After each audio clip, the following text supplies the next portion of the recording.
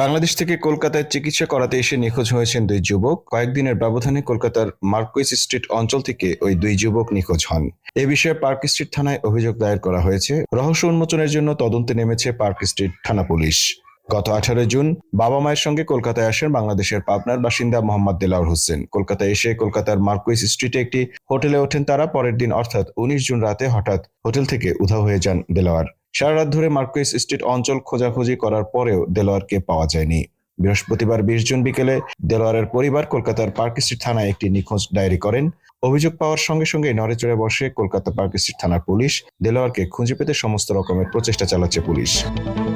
এদিকে কাকতালীয়ভাবে দেখা গেছে একইভাবে গত 24 মে কলকাতায় চিকিৎসা করাতে এসে আরেক বাংলাদেশি নিখোঁজ হয়ে যান। মোহাম্মদ শিহাবুল ইসলাম শিহাব বয়স 24 নামে ওই যুবকের বাড়ি বাংলাদেশের রাজশাহী জেলার রাজপাড়া লক্ষ্মীপুরে।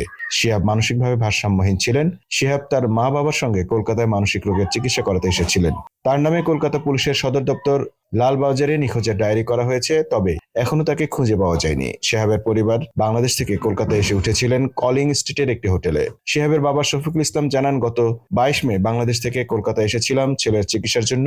গত 24 মে ছেলে হঠাৎ নিরুদ্দেশ হয়ে যায়। স্থানীয় সিসিটিভি ক্যামেরায় দেখা যায় হোটেল থেকে একা বের হয়ে বড় রাস্তার দিকে যাচ্ছে। এরপর আর কিছুই জানি না।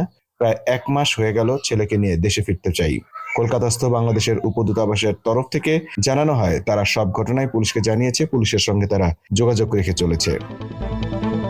Mamun Mahfuz, time news desk.